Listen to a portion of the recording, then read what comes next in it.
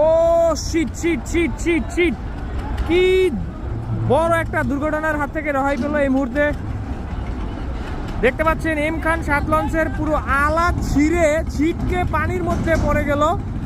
আর এই মুহূর্তে দেখতে পাচ্ছেন আরও একটি মেটাল ওয়্যার ছেঁড়ার অপেক্ষা।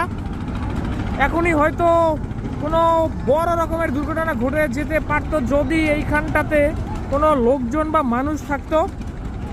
তো এম খানের মেটাল ওয়্যার একটা তো ছিঁড়ে পড়ে গেছে, সাথে সাথে এই যে আলাদ ও মেটাল ওয়্যার এই পাশেরটা ছিঁড়ে পড়ে গেছে, এবং অন্য পাশের যে মেটাল ওয়্যার রয়েছে সেটাও কিন্তু এখনও ছেঁড়ার অপেক্ষায়। দেখতে পাচ্ছেন খুবই টান টান হয়ে রয়েছে এই মুহূর্তে মেটাল ওয়্যার।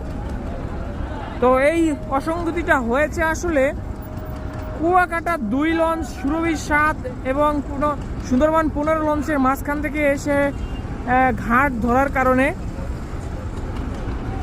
তো আজকে 14ই ফেব্রুয়ারি বরিশাল থেকে 5টি লঞ্চ সরাসরি টার্মিনালের সাথে যুক্ত ছিল। আর এখন সময় 4:11। এই মুহূর্তে কুয়াকাটা 2 লঞ্চ এসে টার্মিনালে যুক্ত হলো, আর যার জন্য কিন্তু এই অসঙ্গতিটি হলো।